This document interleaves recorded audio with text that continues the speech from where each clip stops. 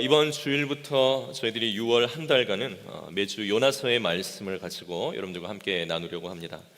큰 물고기에게 삼켜져서 3일 동안 물고기 뱃속에 있다가 다시 살아난 이 요나의 이야기는 아마 여러분들께서 다들 한 번쯤이면 들어보셨을 그런 이야기일 겁니다. 이 요나의 이야기를 통해서 하나님께서 내게 말씀하시는 것을 우리가 들을 수 있기를, 또 이 요나서의 이야기를 통해서 이제 우리 앞에 남은 인생의 시간들을 어떻게 하나님과 함께 살아가야 할 것인가를 깊이 고민하고 뜻을 세울 수 있는 그런 시간이 되었으면 합니다. 이 요나는 하나님의 말씀을 전하는 선지자였습니다. 이 성경에는 대선지자들과 소선지자들이 있습니다. 대선지자들은 막 대단한 사람들이고, 소선지자들은 대선지자들보다 조금 못한 그런 선지자들이 아닙니다. 역시 수준이 높으십니다. 한 3분 얘기하셨는데 굉장히 수준이 높으신 것으로 평가를 해드립니다.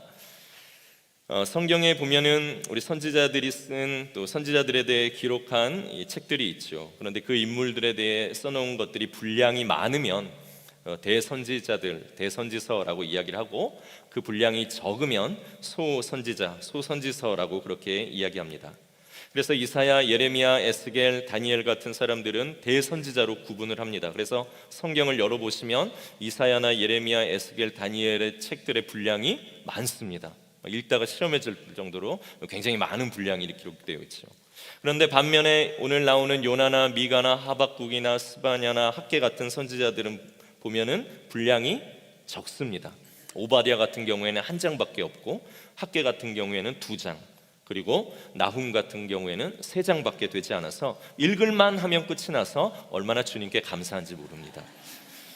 그래서 대선지서, 소선지서, 대선지자, 소선지자는 업적이나 능력 순이 아니라 아주 단순한 이유, 성경에 기록된 분량이 많은가 적은가에 따라서 분류하고 있다라는 이 기본적인 상식을 또 여러분들께 알려드립니다. 오늘 요나서도 보면 총 몇 장일까요? 요나서가? 세일할 때 성경을 사셨으면 아마 3장까지 있을 수 있는데 제대로 된 걸 사시면 4장까지 있을 겁니다. 그런데 이 4장까지의 요나서 절수를 총 합쳐도 48절밖에 되지 않습니다. 그러니까 아주 짧은 그런 책이죠. 요나에 대한 정보는 오늘 요나서 말고도 열왕기하 14장 25절에 보면 요나에 대한 정보가 있는데요, 우리 열왕기하 14장 25절을 함께 성경을 가지신 분들 찾아보시기를 바랍니다. 열왕기하 14장 25절 말씀, 제가 가진 성경은 586페이지입니다. 열왕기하 14장 25절까지의 말씀, 25절의 말씀입니다. 586페이지, 우리가 함께 25절 말씀을 우리 찾으신 분들 읽겠습니다. 이스라엘의 하나님 여호와께서 그의 종 가드헤벨 아미떼의 아들 선지자 요나를 통하여 하신 말씀과 같이 여로보암이 이스라엘 영토를 회복하되 하맛 어귀에서부터 아라바 바다까지 하였으니 라고 하면서 오늘 요나에 대한 정보가 나옵니다. 오늘 거기 요나에 대한 정보 중에 가드헤벨이라는 곳에 동그라미를 해놓으시고요, 아미떼라는 부분에도 동그라미를 해놓으시고, 그 다음에 여로보암이라는 부분에도 여러분들이 체크를 해주시면 좋겠습니다. 이스라엘의 하나님 여호와께서 그의 종 가드헤벨 아미떼의 아들 선지자 요나를 통하여 하신 말씀과 같이 라고 하면서, 오늘 이스라엘 그 역사 가운데에서 오늘 이 요나가 누구의 아들이고 어디가 고향이고 어느 왕 때 활동했는가 하는 것이 오늘 이 열왕기 하의 본문에 보면 나옵니다. 요나는 가드헤벨 아미떼의 아들이라고 나오는데, 이 가드헤벨이라는 것은 지역을 이야기합니다. 예수님의 고향과도 같은 갈릴리 나사렛이라는 지역이 있는데, 이 나사렛에서 북동쪽으로 약 4km 정도 떨어진 곳이 이 가드헤벨이었을 것으로 그렇게 봅니다.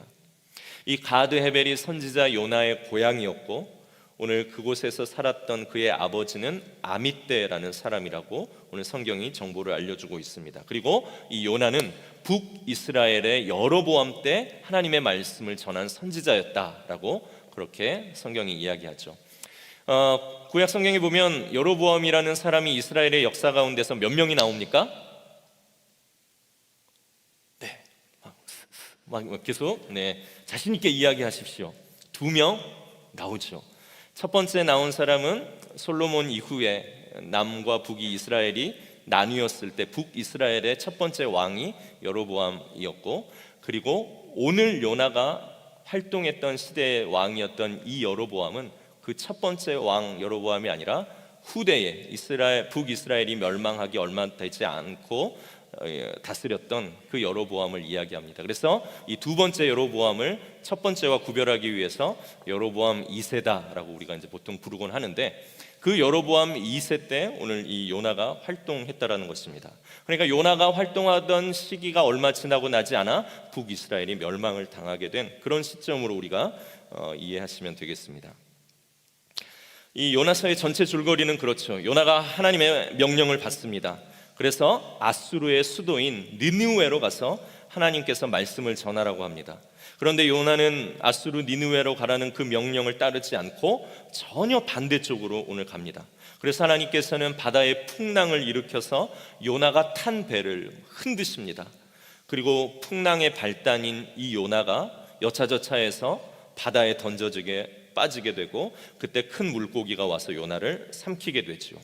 그리고 요나는 물고기 뱃속에서 3일간 하나님 앞에서 잘못한 것들을 회개하고, 오늘 하나님께서는 3일 뒤에 물고기 뱃속에 있던 요나를 다시 밖으로 토해내게 하여 오늘 요나가 그제서야 하나님께서 가라고 하신 그 아수르의 수도 니느웨에 가서 하나님께 받은 말씀을 전하고, 그 말씀을 니느웨 사람들이 듣자 회개하고 하나님께로 돌아오는 놀라운 전도의 일과 선교의 일이 일어났다 하는 것이 우리가 알고 있는 요나서의 말씀이고 내용입니다.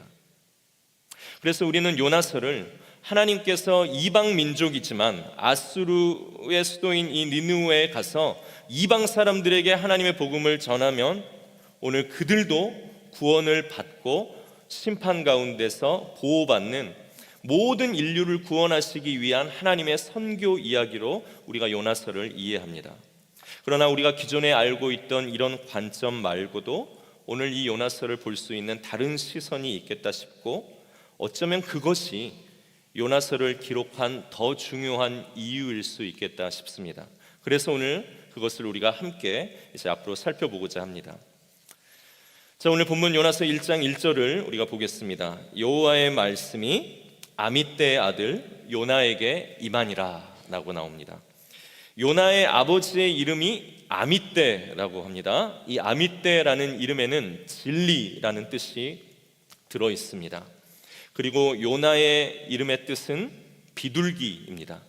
성경에서 비둘기는 순결을 상징하고 또 이스라엘을 상징하기도 합니다. 그래서 이런 이름의 뜻을 아는 사람들은 아미떼의 아들 요나라고 읽을 때에 요나에게 진리의 아들이고 비둘기같이 순결한 자, 진리를 전하는 비둘기와 같은 사람일 것이다 라고 오늘 사람들은 요나의 이름을 통해서 그의 됨됨이와 그에 대한 기대를 가지고 연상을 할 겁니다. 오늘 이 요나에게 하나님의 말씀이 임하는데 그 말씀의 내용이 무엇입니까? 2절에 나옵니다. 우리 2절의 말씀을 우리 한 목소리로 함께 읽겠습니다. 너는 일어나 저 큰 성읍 니느웨로 가서 그것을 향하여 외치라. 그 악독이 내게 상달되었음이니라 하시니라. 아멘. 하나님께서 요나에게 주신 말씀은 일어나라, 그리고 가라, 그리고 외치라 라는 이 동사로 되어 있습니다. 니느웨 사람들의 악한 행위와 그들의 악독이 하나님 앞에까지 들린 상황이다 라고 말씀하시면서 오늘 이 니느웨에 가서 그 악독에 대해 말하고 그것을 회개하라라고 전하게 하는 것입니다. 오늘 이 아수르의 수도인 니느웨, 그리고 이 아수르는 지금까지 그 발견된 자료를 보면 그들이 얼마나 잔혹한 민족이었는가 하는 것을 알 수 있습니다. 지금 발견된 이 비문에서 보면 이 아수르 사람들은 전쟁에서 이기면 포로들을 산채로 잡아다가 산채로 가죽을 벗기고 사람의 몸을 밑에서부터 위로 꼬챙이로 끼워가지고 그렇게 사람들 앞에 걸어놓고 이 아수르에 반역하게 될 경우 얼마나 잔혹하게 죽게 되는지 하는 것을 보여주는 그런 민족이었습니다.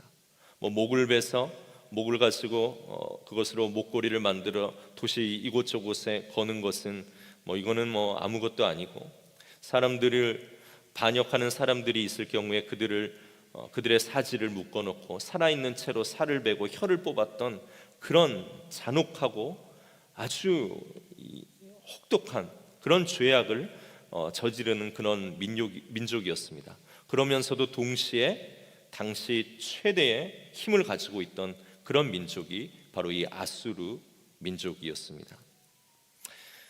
그러니까 이 아수르가 요나가 활동하던 북이스라엘 시대 때도 막 힘을 키워가며 북이스라엘을 향해 세력을 뻗치고 북이스라엘을 먹으려고 하면서 다가오는데, 요나 입장에서 보면 자기 나라를 그렇게 침략하고 그렇게 뻔하게 그들의 침략을 받은 후 전쟁에서 지게 되면 일어날 일들과 비극적인 일들을 예상하게 되면서 이 아수르가 하나님 앞에서 회개를 한다라는 것은 이 요나에게 있을 수 없는 일이었습니다.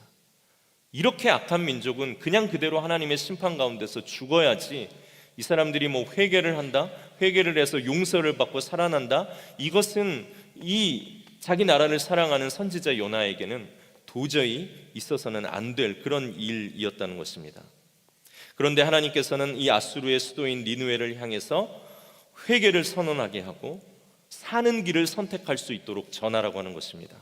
너희들에게 이제 심판이 코앞에 닥쳤기 때문에 가서 이것을 외치고 그것을 경고해서 그 나라 사람들이 돌아서게 해서 살아날 수 있도록 하나님께서 요나에게 명령하여 오늘 그 사실을 전하게 하는 것입니다.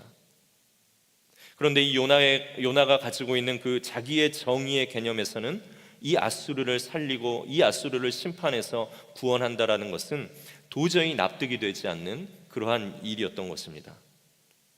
하나님의 말씀이 이제 요나에게 떨어졌습니다. 가라, 그리고 일어나라, 외치라. 하나님께서 말씀하십니다. 하나님의 선지자라면 마땅히 이제 하나님의 말씀을 듣고 해야 할 일이 무엇이겠습니까? 하나님의 말씀에 순종하여 니느웨로 가는 것입니다. 자기가 좋아하든 좋아하지 않든, 내가 원하든 원하지 않든, 내가 생각하는 정의가 이것이고 이것인데 하나님이 원하시는 것은 이렇다라고 하면 그렇다 할지라도 하나님의 뜻을 위해 일어나 가는 것이 선지자의 마땅한 모습이지요. 그런데 요나는 그렇게 하지 않습니다. 요나가 취한 행동은 무엇입니까? 3절에 나와 있는데요, 3절의 말씀을 우리가 다 같이 함께 한 목소리로 읽겠습니다. 그러나 요나가 여호와의 얼굴을 피하려고 일어나 다시스로 도망하려 하여 욥바로 내려갔더니 마침 다시스로 가는 배를 만난지라. 여호와의 얼굴을 피하여 그들과 함께 다시스로 가려고 뱃삭스를 추고 배에 올랐더라. 아멘. 자, 지도가 있습니다. 다시스가 어디인가 우리가 볼 수 있도록 지도를 준비했습니다. 자, 원래 이 전 지도를 보면 니느웨가 어디였냐면 오늘 저곳이 니느웨입니다. 오늘 요나가 살고 있던 지역을 기준으로 보면 북동쪽으로 올라가야 하는 곳이 니느웨인데, 오늘 이 니느웨로 올라가라는 하나님의 명령을 거부하고 선지자가 선택한 길은 어디입니까? 바로 다시스. 이렇게 멀리, 이렇게 반대적인 지역으로 오늘 가고 있는 것입니다. 다시스가 지금 어느 지역인가 이 시대에도 명확하게 밝혀지지는 않았지만 학자들은 그 지역이 스페인 지역이었을 것으로 그렇게 보고 있습니다. 니느웨는 북동쪽인데 오늘 다시스는 완전히 서쪽이라 하나님의 명령을 완전히 어긋나 다른 길로 가고 있는 오늘 요나의 모습을 보고 있습니다. 하나님께서는 요나에게 일어나라, 가라 라고 명령하셨는데 요나는 일어는 났습니다. 그런데 그 일어남이 순종에 대한 일어남이 아니라 불순종에 대한 일어남이었다라는 겁니다. 그런데 참 신기하죠? 하나님의 말씀에 불순종해서 다른 길로 가려고 하는 그 불순종을 계획할 때 그 불순종을 도와주는 길이 마침 거기에 대기에 있었다라는 것입니다. 우리가 하나님께 순종하려고 하고 하나님의 말씀을 지키려고 하고 따르려고 할 때도 하나님께서 우리의 순종을 도와주시는 그 은혜를 마침 거기에 준비시키셔서 우리로 하여금 그 은혜를 가지고 하나님의 일을, 순종을 힘있게 할 수 있도록 돕지만, 반대로 사탄도 우리를 멸망으로 인도하는 마귀도 우리의 불순종을 정당화해 줄 만한 상황이나 사람, 타이밍을 마침 준비해 놓고 있다는 것을 우리는 잊어서는 안 될 겁니다. 우리가 어떤 곳에서 규칙을 따르기가 싫을 때, 내가 손해볼 것 같아서 정직하기 싫을 때, 어려운 사람들을 도와야 한다는 것을 알고 있지만, 그가 내 앞에 있지만 어려운 사람들을 돕는 것이 아까울 때, 주일에 날씨도 좋은데 교회에 갈까 말까 고민이 될 때, 기도회에 우리가 함께 모여서 교회와 내 삶을 위해, 자녀들을 위해 기도하자고 했는데 그 기도회에 갈지 말지 생각이 들 때, 헌금을 할까 말까 고민이 될 때, 마침 규칙을 어기는 사람들이 보일 거라는 겁니다. 그래서 그런 상황이 생겨서 그것들을 어기는 사람들이 내 앞에 있으므로 내가 불의를 행하고 하나님의 뜻과 멀리 가는 것에 있어 나를 도와주고 나를 동조하는 사람들이 생기고, 그 사람들이 찾아오고, 마침 돈 쓸 때가 생기고, 마침 어길 이유들이 생기고, 그렇지 않습니까? 다이어트를 하기 싫을 때 마침 고깃집 할인 쿠폰이 막 날아들면서 뚱녀와 뚱남이가 되는 길로 우리를 인도하는 그런 놀라운 일들이 우리에게 생기지 않느냐는 말입니다. 근데 그것도 은혜처럼 느껴집니다. 우리랑 상관없이, 하나님과 상관없이 우리를 몰고 가는 그런 길인데도 그렇지, 나는 못 가, 나는 안 해도 되는 이유가 있어 하면서 내 욕망에 나를 만족시키는 은혜처럼 이것이 느껴질 때가 있다는 겁니다. 그런데 그거 우리와 하나님과 상관없는 길로 가게 하는 마귀가 대기시켜 놓은 우버와도 같습니다. 그거 타면 하나님과 멀리 헤어져서 다른 목적지로 가고 있는 우리의 삶의 모습을 보게 될 겁니다. 요나도 불순종합니다.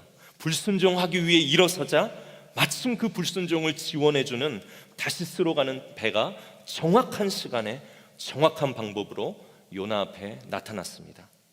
그리고 요나는 그 배에 뱃삭스를 주고 올랐다라고 2절에 이야기합니다. 여러분, 배 탈 때 당연히 뱃삭스를 줍니까? 안 줍니까?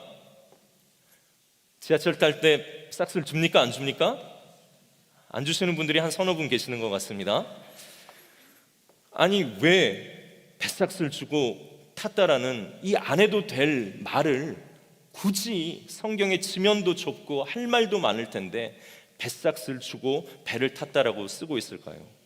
그것은 요나의 불순종이 어쩔 수 없이 일어나고 어쩌다 보니 생긴 것이 아니라 매우 적극적으로 자기가 싹스를 주고 그 불순종을 의도하여 선택했을 정도로 오늘 요나가 의지적으로 원해서 선택한 불순종이다라는 것을 오늘 이 요나서가 보여주고 있는 것입니다.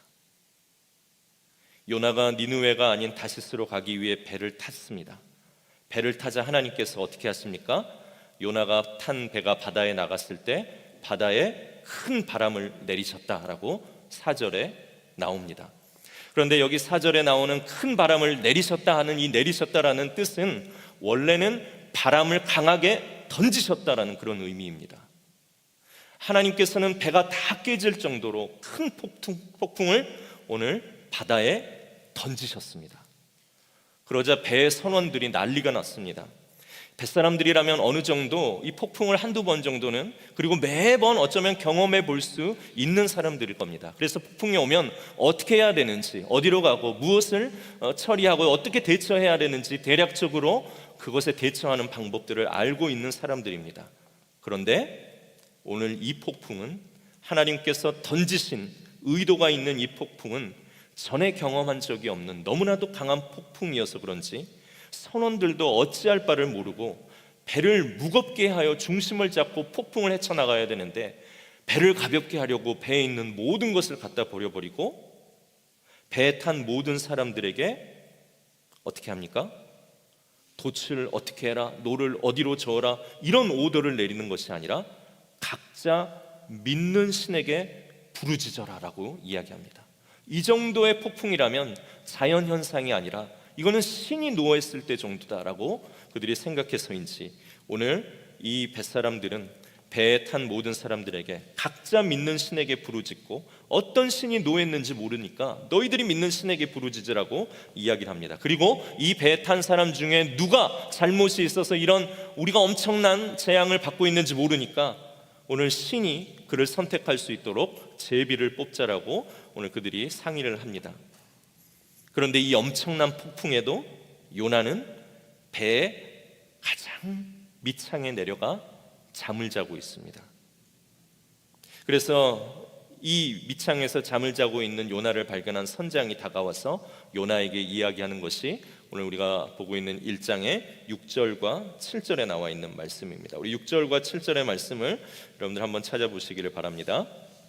제가 읽겠습니다. 선장이 그에게 가서 이르되 자는 자여 어찌함이냐 일어나서 네 하나님께 구하라. 혹시 하나님이 우리를 생각하사 망하지 않게 하시리라 하니라. 그들이 서로 이르되 자 우리가 제비를 뽑아 이 재앙이 누구로 말미암아 우리에게 임하였나 알아보자 하고 곧 제비를 뽑으니 하고 말씀이 나옵니다. 오늘 선장이 자고 있는 요나를 막 다급하게 깨웁니다.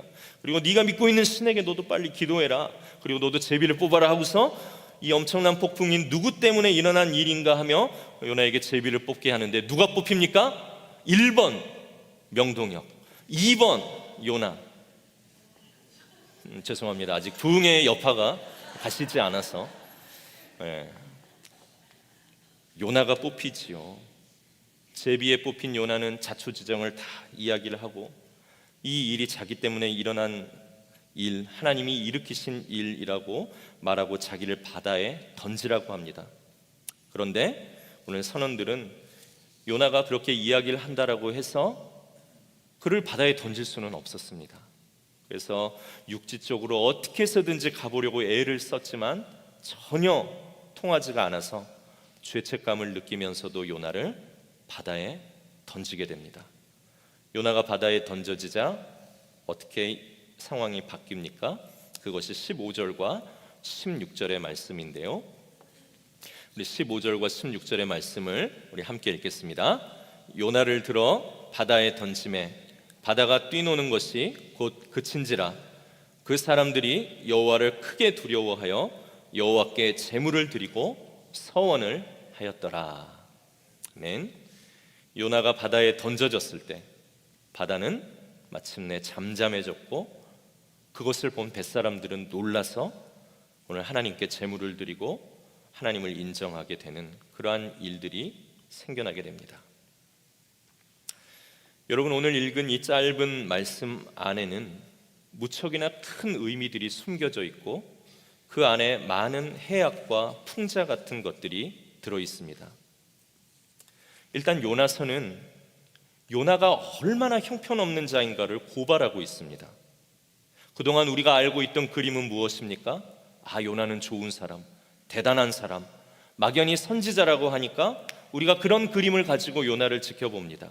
이방 민족에게 하나님의 명령을 전했더니 이방 민족이 돌아선, 이방 민족을 회개시킨 대단한 사람이라고 우리는 요나를 이해하고 요나서를 읽는데, 오늘 요나서가 정말로 들려주고자 하는 그림은 어쩌면 이 요나는 형편없는 사람이라는 것을 우리에게 고발하고 있는 것입니다.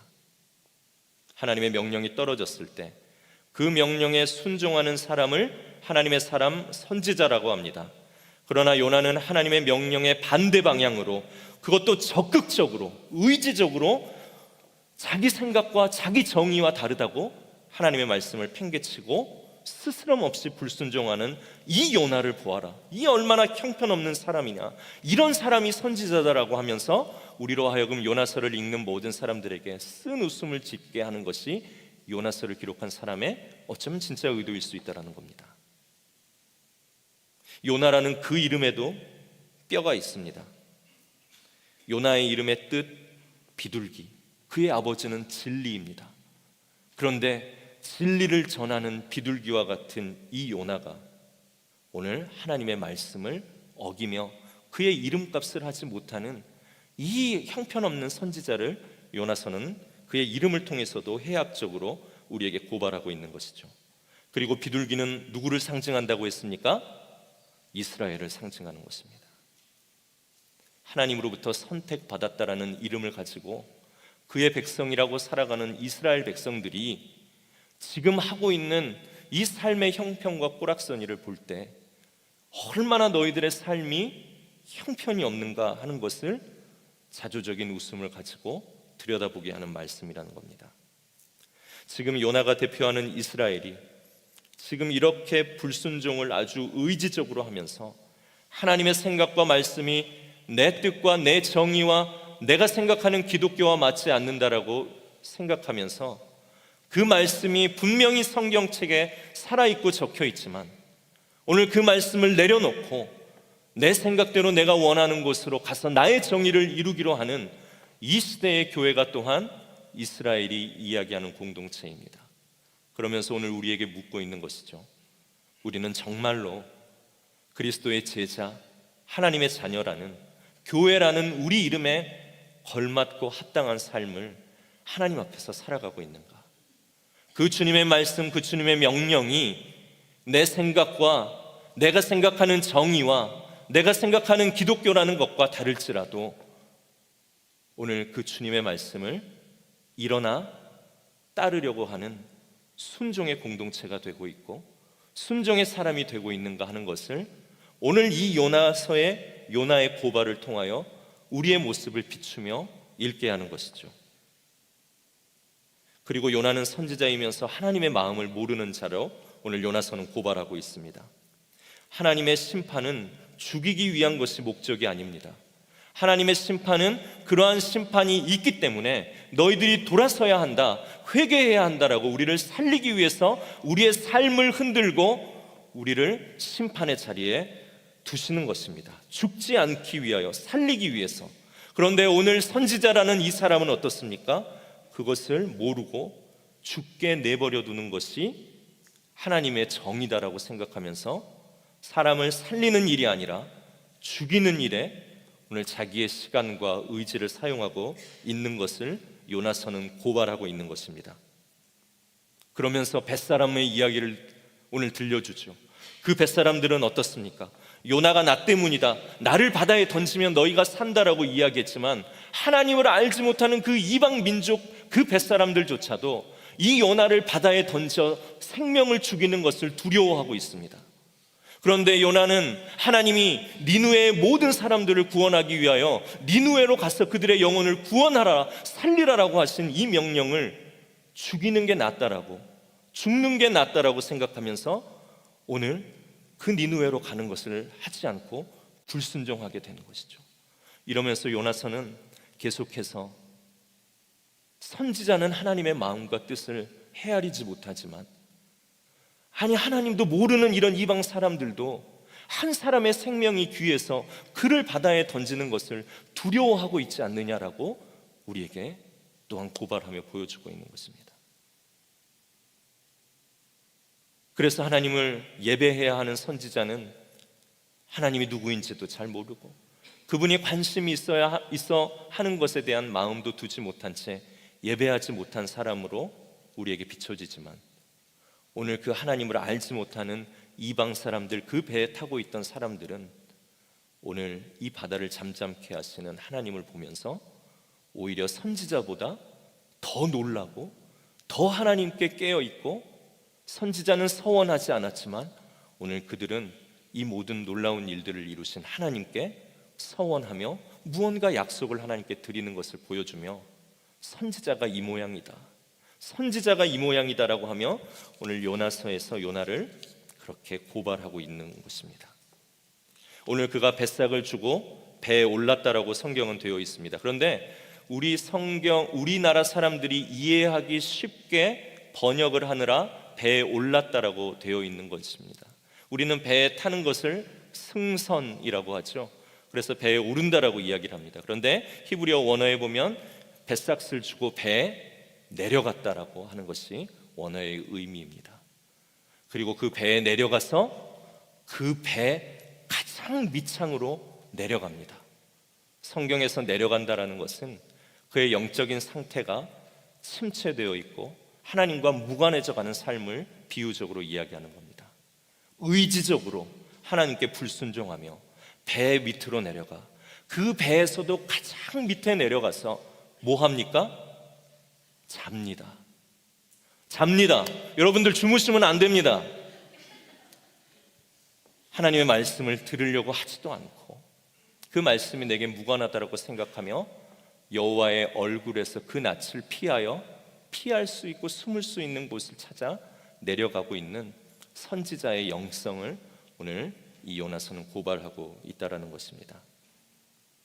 그러면서 오늘 우리에게도 묻는 것이죠. 네가 받은 이름이 요나이고 이스라엘이고 성도이고 교회인데 너는 하나님을 알고 그 말씀을 가지고 위로 올라가며 하나님이 보내시는 곳으로 가며 하나님의 뜻대로 살아가고 있는 그 모습을 살아가고 있는가? 아니면 주의 말씀을 알고 그 말씀을 가졌음에도 불구하고 밑으로 내려가고 하나님의 얼굴을 피하려고 하고 그리고 더 깊은 곳으로 내려가서 자버리려고 하고 있지는 않은가? 그런데 오늘 중요한 핵심이 있습니다. 오늘 이 말씀을 하고 오늘 설교를 마치려고 합니다. 오늘 이 요나보다 더 형편없는 자가 나옵니다. 그가 누구입니까? 1번 안 하겠습니다. 그가 하나님이시죠. 그가 하나님이십니다. 이런 형편없는 요나 한 사람 망하게 하고 버리고 수많은 사람 중에 적합한 한 인물을 골라 하나님의 사역을 맡기고 사명을 맡기실 수도 있는데 오늘 이 하나님은 얼마나 요나보다 더 형편이 없는지 형편이 없는 요나를 얻기 위해서 수많은 계획을 하고 일들을 이루어 가신다는 겁니다. 오늘 폭풍이 내려야 할 곳은 어디입니까? 요나입니다. 그런데 하나님께서는 요나 한 사람에게 폭풍을 내려 그의 인생을 망하게 하시는 것이 아니라 오늘 불순종하지만 하나님께서 사랑하시고 선택하시고 하나님께서 끝까지 붙잡고 계시는 하나님의 마음을 알려주시기 위해 오늘 이 폭풍을 큰 바다 위에 내리시고 오늘 낯을 피하여 하나님이 없는 곳으로 밑으로 내려갔지만 오늘 하나님께서는 하나님을 알지 못하는 이방의 사람들을 요나에게로 보내서 네가 정말 믿는 하나님이 있지 않느냐? 네가 지금 기도해야 되고 있지 않느냐? 네가 제비에 뽑혔는데 너의 삶에 지금 문제가 무엇인가를 물으시면서 오늘 하나님께서는 이 한 사람을 얻기 위하여 하나님은 많은 사람들과 상황들을 움직이고 계신다라는, 어떻게 보면 요나보다 더 형편이 없고 더 마음이 약한 하나님의 모습을 우리가 보게 되면서 이 요나가 한 사람을 얻기 위한 얼마나 하나님의 지극한 사랑과 관심이 있는가를 알게 하고 오늘 그 한 사람에게 향하는 지극한 관심과 사랑이 오늘 요나처럼 형편없는 나에게 부어지는 하나님의 사랑이라는 것을 오늘 우리는 이 요나서를 통해서 보게 된다는 것입니다. 나 한 사람 죽어도, 나 한 사람 하나님 앞에서 반항하고 불순종해도 하나님의 나라가 이 땅 가운데 펼쳐지는 일에 무슨 장애가 있겠습니까? 그냥 심판날에 이 땅에 오셔서 하나님을 사랑하는 자, 믿는 자들을 하나님께서는 천국으로 보내시고 나 같은 사람 예수 믿지 않았다고 하나님 알지 못한다고 그냥 하나님 만들어 놓으신 지옥으로 우리를 버리시고 보내실 수도 있는 거 아니겠습니까? 그러나 오늘 우리 같은 한 사람 얻고자 당신의 사랑하시는 예수 그리스도 자기의 아들을 십자가에서 죽게 하심으로 우리를 건지신 이 놀라운 사랑이 오늘 형편없는 나 같은 사람에게 부어진 하나님의 사랑이라는 것을 생각할 때 오늘 그분이 얼마나 사랑이 많으시고 또한 우리의 논리와 이해로는 이해되지 않는 그런 나를 위한 거룩한 소모를 오늘도 하고 계시는가 하는 것을 생각해 보게 된다는 것입니다. 여러분, 이제 우리에게 남은 삶의 시간들이 있습니다. 누구도 이 삶의 시간이 언제 끝날지 알 수는 없습니다. 그러나 오늘 우리에게 주신 하나님의 말씀은 우리에게 약속하기를 오늘 살아있는 동안 그분을 만나고 하나님을 인정하고 그분이 원하시는 삶을 살아가는 자는 우리에게 예수 그리스도가 얻은 영원한 부활과 생명을 주겠다라고 약속하시지만 오늘 주님이 오실 때까지 그분에게 불순종하며 그분에게 저항했던 그 입술에서 나오는 모든 말들을 하나님은 기억하시고 그대로 갚으시겠다라고도 또한 말씀하고 계십니다.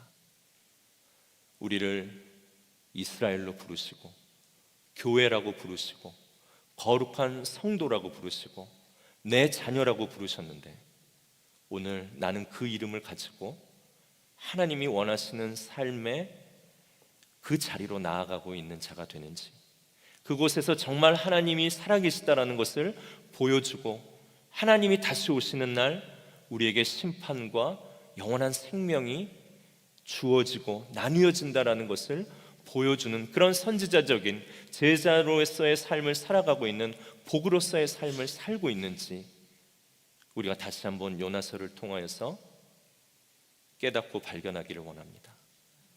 그러나 주님의 말씀을 알지만, 그분의 마음도 알지만, 오늘 내 정의, 내가 생각하는 기독교, 내가 생각하는 신앙이 너무 커서 오늘 하나님과 상관이 없는 곳으로, 깊은 곳으로 내려가 오늘 나만의 어두움 가운데 영적 침체에 빠져 또한 있는 것은 아닌지.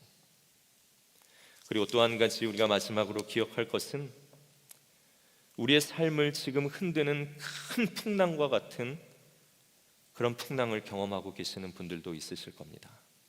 아무리 기도해도 나아지지 않는 내 가정의 문제도 있고, 아무리 하나님께 매달리고 원하고 소원하지만 나아지지 않는 내 삶의 자리들, 내 자녀, 내 부모, 구원에 대한 기도, 물질에 대한 궁핍함, 내가 지금 살아가고 있는 자리에 대한 불안함들, 오늘 하나님께서 마치 큰 바람을 나에게 던지셔서 내가 타고 있는 이 배가 깨어질 것과 같이 흔들리고 있는 것처럼 느껴지시는 분들도 있으실 겁니다. 고통이 왜 우리에게 찾아오는지 아무도 알 수는 없습니다. 그러나 그 어려움이 찾아온 순간, 오늘 하나님의 백성이라면 오늘 그 깨어짐의 자리에서 우리를 살리시고 구원하실 수 있는 분은 오직 하나님 되신다라는 것을 선언하고 고백하며 주님 앞으로 더 가까이 나아와 하나님이 하실 일들을 기대하게 하고자 오늘 우리에게 주시는 특별한 시간이고 상황이라는 것을 오늘 믿음의 눈을 열어 우리는 보고 선포할 수 있어야 됩니다. 그래서 요나와 같이 하나님의 낯을 피하여 밑으로 도망가는 과오를 범하지 말고, 괴로울 때 주님의 얼굴을 바라보면서 오늘 우리에게 평안과 안식을 주시는 그 주님 붙잡고 내가 살아가는 사람 되겠습니다 라고 고백하면서 그 주님이 기뻐하시는 삶, 그분이 원하시는 순종의 모습, 그분이 원하시는 말씀 이루며 살아가기로 다시 한번 결단하게 하시는 하나님의 말씀을 오늘도 우리가 듣기를 원합니다. 요나와 같이 우리는 형편없을지라도 오늘 형편없는 나를 위해 오늘 하나님께서 풍랑을 던지시고 내 삶을 다른 길로 돌리시려는 하나님의 거룩한 낭비와 수고가 오늘 내 가운데 있기 때문에 오늘 내가 그 자리에 서 있는 것임을 우리가 알고 하나님께 우리의 얼굴을 구하며 그분의 얼굴을 구하며 나아갈 수 있는 그런 저희들 되게 우리가 일주일을 살아가야 할 것입니다. 어떻게 그렇게 할 수 있을까요? 다시 예배로 돌아가는 길밖에 없습니다. 다시 문제를 가지고 기도하는 길밖에는 없습니다. 다시 주님의 말씀이 참되십니다라고 선언하며 그 말씀 붙들고 내 고집을 꺾는 길밖에는 없습니다. 그러면 안 하려고 하면 마침 그것을 안 하게 할 수 있도록 사탄이 우리를 위해 수만 가지 핑계를 준비시키시겠지만 오늘 우리가 예배로 다시 한번 살아나기 원합니다. 기도로 하나님 내가 결단하기를 원합니다. 말씀으로 내가 하나님 다시 한번 소망 얻기를 원합니다. 하나님 앞에 간구하며 나아갈 때에 오늘 하나님께서는 마침 그 일들을 할 수 있도록 은혜의 사람들과 은혜의 상황으로 우리를 인도하여 주실 줄로 믿습니다. 그러니 우리가 주저하지 말고 다시 한번 2025년 예배로 나아가고 기도로 나아가고 말씀을 붙잡고 살아가기로 결단하면서 형편없는 자가 아니라 하나님이 주신 이름, 성도라는 이름, 교회라는 이름에 걸맞는 그 삶 우리가 결단하며 나아가며 하나님 주시는 평안을 마침내 누릴 수 있는 저와 여러분들의 귀한 한 주가 되기를 간절히 소망합니다. 이 시간 우리 다 같이 함께 자리에서 일어나셔서 우리가 괴로울 때 주님의 얼굴을 보게